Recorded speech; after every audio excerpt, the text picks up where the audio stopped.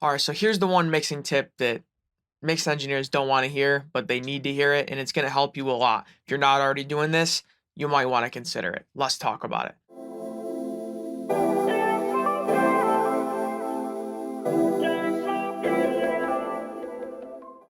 Yo, what's good guys? Inswain with Inswain Audio. Welcome back to the channel. If you're new here, subscribe, stick around. I drop videos like this every single day, straight gems, all types of stuff. You don't want to miss it. But enough of that, let's get into it. So today, I'm going to tell you the one mixing tip that a lot of mix engineers don't want to hear. It took me a little while to realize it, but once I did, it helped me a lot. So what is it? Well, today we're going to be looking at a few different plugins. The specific plugins don't necessarily matter, but these are good examples of it. If you have them, this might open your eyes. If you don't, keep in mind that this applies to a lot of different plugins, even some stock ones, so stick with me. So we got the FabFilter Pro L2 limiter, the Sound Theory Gullfoss, whatever you would classify this as, it's kind of in a category of its own, and the Waves SSL channel strip.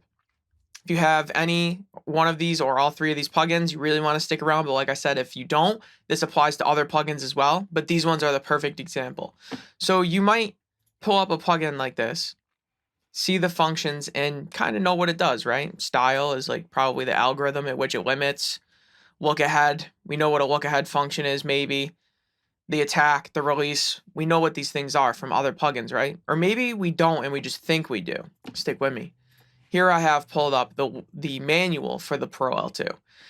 Check this out about the attack and release. Apart from the fast transient stage, the limiter has a slower release envelope stage that responds to the average dynamics of the incoming audio. So this means it kind of works in two stages, the transient and the release stage. The attack and release knobs control how quickly and heavily the release stage sets in. So that's not what a typical attack and release does. This is controlling the speed and intensity of how quickly that second release stage kicks in, which isn't exactly the same as a traditional attack and release.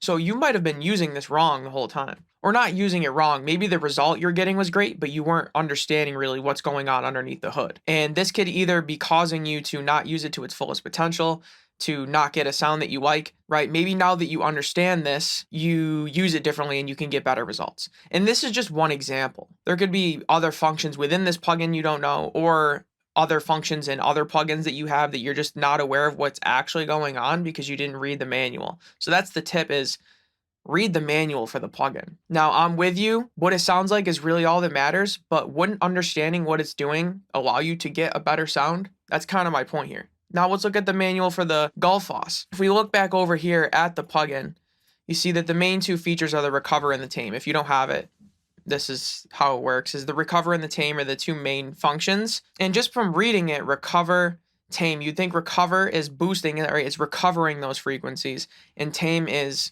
cutting or reducing those frequencies. It's taming them. But that's not actually exactly what's going on. Let's take a look. So under recover and tame, you can see recover and tame are the two primary parameters of Gullfoss. These parameters reveal mass signal components, which improves the clarity, detail, and spatiality of the signal. This can either be achieved by reducing the intensity of the components that are too dominant, or by increasing the intensity of the components that are dominated by others.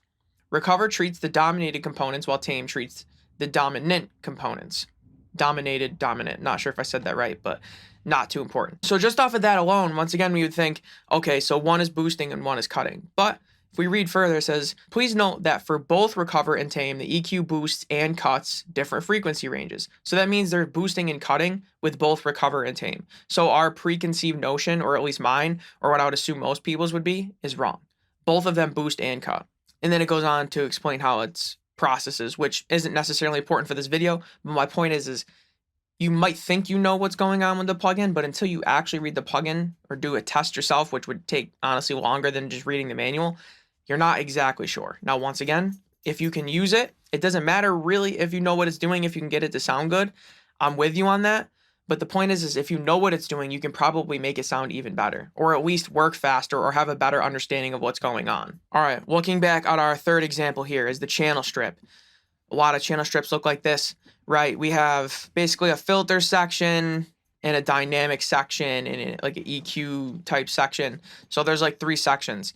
And it might be pretty self-explanatory what they do, and you actually are right on this one. But what order do they process it? If you go to the manual, you can see by default the Dynamic section processes first, and then the filtering, and then the EQ. So it's the compression, gate, expander, whatever, the dynamics before the filters and the EQ. But if you engage the channel out plus the split channel out, you get the filter, then the EQ, then the dynamics. So then you can do your EQing and filtering before the dynamics, which is what I like to do with the channel strip, is I like to EQ into the compressor and push it into it to shape that tone. Now, I'm not saying that's like objectively better. That's just my preference. But if I didn't look at the manual, I wouldn't know what order it's going in. I could listen and try to figure it out, but I wouldn't know for sure. And I also wouldn't know how to get it to work in this order. If you engage just the split, it's filter, which is the filters, just those parts of that EQ, then the dynamics, and then the main EQ part, which is interesting, which could be useful as well.